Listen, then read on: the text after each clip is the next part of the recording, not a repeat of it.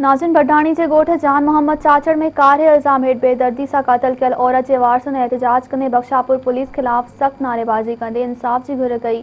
वधी तफ़सील ॾिसूं था रियाज़ अहमद भुट्टो जी इन रिपोर्ट में। जी नाज़रीन, असां हिन वक्त मौजूद आहियूं गोठ जानो चाचड़ में, जिते 3 ॾींहं अॻु बेदर्दी से क़त्ल थियल नेमत ख़ातून ऐं उनजा वारिस हिते मौजूद आहिनि। अचो त उन्हनि सां ॻाल्हि ॿोल कयूं, उन्हनि जो छा चवणु आहे। मां इंसाफ़ को वञे, मुंहिंजी सौट खे बेदर्दी सां मारे आहिनि। अॻु में 9-7 महीना दारुल पहले हुई, उतों कढाई आहे। बाद में असांजी छोकिरी खे हिते नाजाइज़ मारे 7 माण्हू आया आहिनि। 7 माण्हुनि मारे बेदर्दी सां। उन्हनि जा असां नाला न, हिन टाइम सूबेदार कुझु नथो करे। जेको असां उनजो माल मरायो आहे पहिरें ॾींहं ते, उन माल जी रक़म 4 लाख रुपया वठी करे बिल्कुलु नामालूम माण्हू ॾियनि था।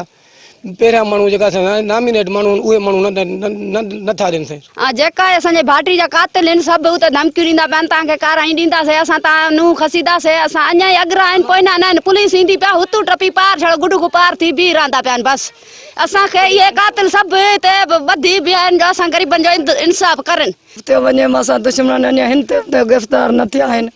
मां काई हमदर्दी पुलिस वारनि बि न कई आहे। मूंखे इन क़ुरान जे सदके मुंहिंजी पंहिंजी नियामत दी जा मूंखे पांध पंहिंजा कोई गिरफ़्तार जेका दुश्मन आहिनि मूंखे गिरफ़्तार करे ॾियनि, मूंखे गिरफ़्तार करे। चलो इहो आहे मुंहिंजी धीउ जे आदम बेनाक क़त्ल करे मारे। 7 ॼणा माण्हू आहे, मां हिकु मूंखे बि कुटे ॿाह बि भॻऊं, चंबी में कुआड़ी मारियऊं, लठियूं मारियऊं, बुकियूं कुटियूं। मुंहिंजी भेण आहे, हिन महिल ताईं पुलिस का दरख़्वास्त न वरिती आहे। आख़िर ज़बरदस्त पैसा वरिता गिरफ़्तार न थिया, छो न थियो। जी नाज़रीन, तव्हां नेमत ख़ातून जे वारिस जूं ॻाल्हियूं ॿुधियूं। हिननि जो इहो चवणु हुयो त 3 ॾींहं अॻु क़त्ल थियल नेमत ख़ातून जा जेके कातिल आहिनि अञा ताईं गिरफ़्तार न थी सघिया आहिनि। हिननि SSP कश्मीर ऐं SHA खां इहो मुतालबो कयो त जल्द जल्द उन्हनि खे गिरफ़्तार करे इलाक़े में आंदो वञे, जीअं असां सां इंसाफ़ थी सघे। कैमरामैन मंज़ूर अहमद भुट्टे सां गॾु रियाज़ भुट्टो, मेरान TV, बडाणी।